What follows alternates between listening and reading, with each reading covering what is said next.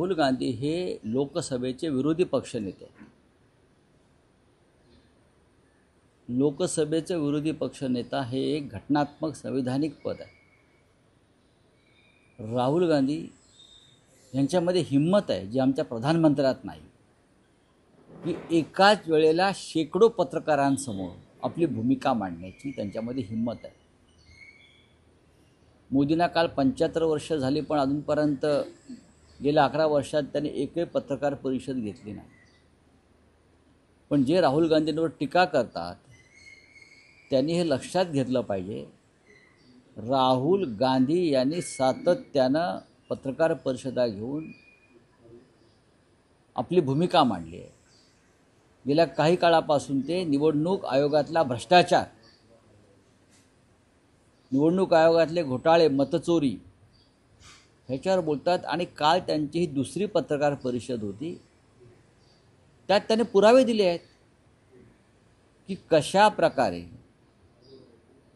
मतं डिलीट केली जातात एका विशिष्ट समाजाची, जिथे काँग्रेस किंवा भाजपा विरोधक जिंकू शकतात तिथे मतदार यादीतून बोगस फोनवरून, बोगस नंबरवरून, वेगळ्या वेगळ्या राज्यातून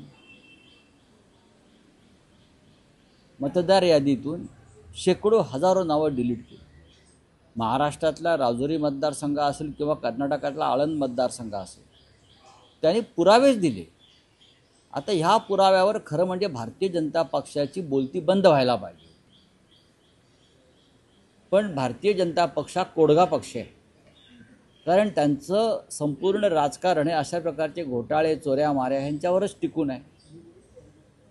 त्याच्यामुळे राहुल गांधी ह्यांना अजून हायड्रोजन बॉम्ब जो टाकलेला नाही आहे. त्यांनी काल एक सहज पत्रकार परिषद घेतली.